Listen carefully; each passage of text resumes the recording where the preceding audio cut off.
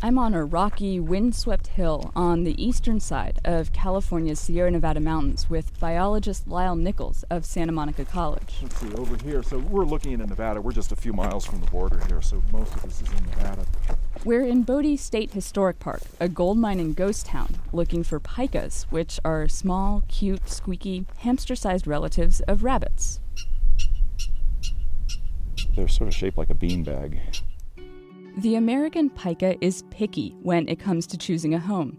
They're sensitive to heat and only live at high elevations in the western states. They live in rock piles, hiding out beneath them when it gets too hot. They spend their days collecting grass and shrubs, making hay piles to eat during the winter. Nichols comes to Bodie in the summers to count the pikas. There are 4 animals on this one, and there are 2 good hay piles that you can see here, and these guys have been really active. So what do these little mammals living in the high, cold Bodie Hills have to do with Darwin's finches and the Galapagos Islands? We do have habitat islands all around us. Terry Gosliner is a scientist at the California Academy of Sciences in San Francisco. And one of the things that we find is that mountaintops are habitat islands. What makes islands special is their isolation. Islands have plants and animals that are different from their cousins living anywhere else. Galapagos tortoises, Tasmanian devils, Hawaii's honeycreepers.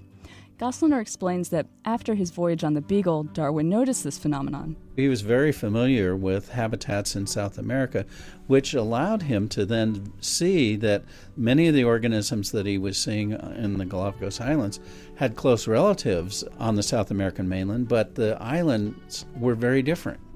By comparing these species to each other, Darwin saw that the various plants and animals were related but had evolved into separate species. He eventually arrived at natural selection as the mechanism that drives evolution. That's why we call islands living laboratories of evolution. They're like evolutionary petri dishes, narrow, isolated examples that demonstrate how evolution works everywhere else. Island life can be pretty good, but because of their isolation, islands are also laboratories for extinction. And in these days of climate change and other huge conservation issues, the organisms that live on islands are the ones that are most likely to become extinct most quickly.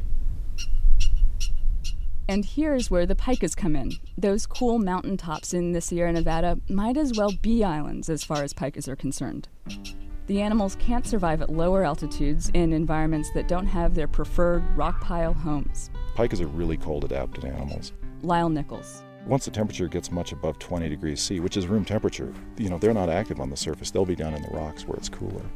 The pikas at Bodie are an unusual population. They live in the rock piles created by old gold mining operations.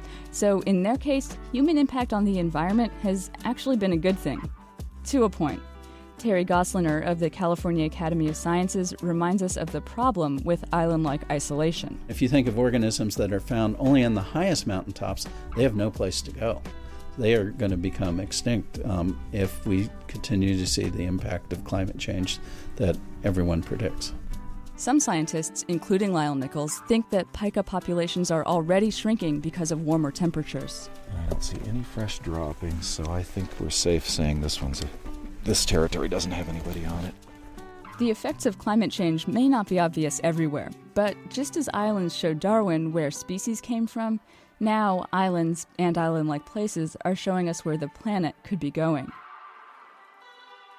For Philosophy Talk, I'm Molly Samuel.